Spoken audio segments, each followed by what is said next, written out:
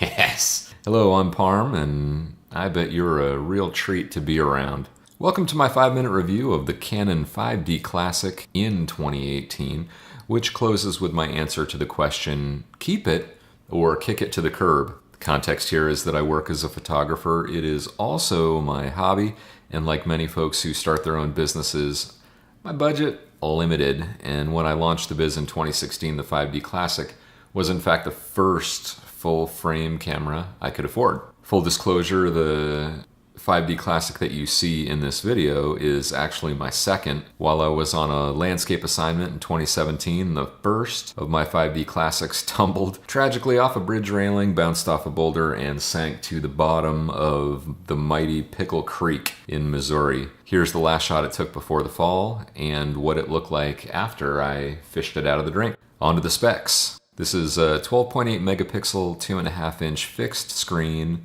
shoots 3 frames per second, takes compact flash cards, and as is the standard with DSLRs, has an optical viewfinder. What might a person miss with this camera? A fair few things, honestly, like live view, auto ISO, a 2-second timer, any sort of video mode. In fairness though, this camera launched the year John Mayer won Song of the Year for Daughters, and Everybody Loves Raymond was in the top 10 of the Nielsen rankings. What do I like about this camera? Number one, the full frame look. Blown out backgrounds with this is a dream. A fast lens will help here, but even with my trusty 40mm 2.8, bokeh's easy to come by. Number two, the colors. It really looks like nothing I've seen before or since, and the pictures remind me of the look from my Canon Rebel film camera from the 90s. And to my eye, the images from the Classic look different than subsequent iterations of the 5D. I've had a couple of them. I've had the 5D2 and the 5D4 for 2 days, and I prefer the look of the Classic. Number three, the simplicity. This camera, maybe because of its limitations, makes me pay attention to the craft of photography in a way that I don't have to with modern gear. I generally shoot in manual mode with this one, and because there's no auto ISO, it's necessary to pay close attention to the exposure triangle. It's a fun exercise if you're into that sort of thing. What I don't like, number one, sensor cleaning. Mine collects dust like my little brother collected garbage pail kids. I blow it off regularly, and I have used those home sensor cleaners, but I know that with most images I'm going to have to clean up spots in Lightroom. It's just going to happen. Number two, limited ISO. ISO? What would Tony Northrup say? As an aside here, if you haven't checked out the videos by Tony Northrup and Chelsea Northrup, I advise you to do so. They're like these, just good.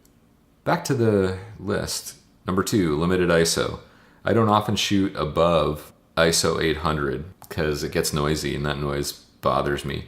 In truth, I typically shoot at base ISO or ISO 200 because I'm usually outside or I'm using the tripod. Number three, there's no 2-second timer.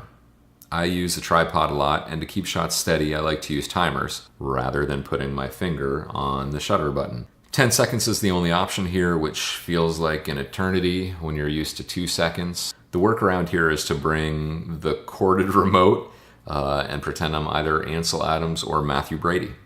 Number four, the focusing system.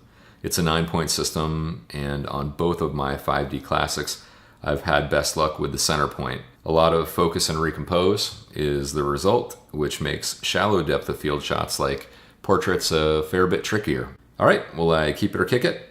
This one is a no-brainer. I'm going to keep it all day. Heck, I still use it on some professional shoots. I sure would appreciate your like and subscribe, and I welcome your comments, especially if you've used this camera, or if you want to tell me how wrong my perspective is. Either way, I'm psyched. Thanks again. Have a great day.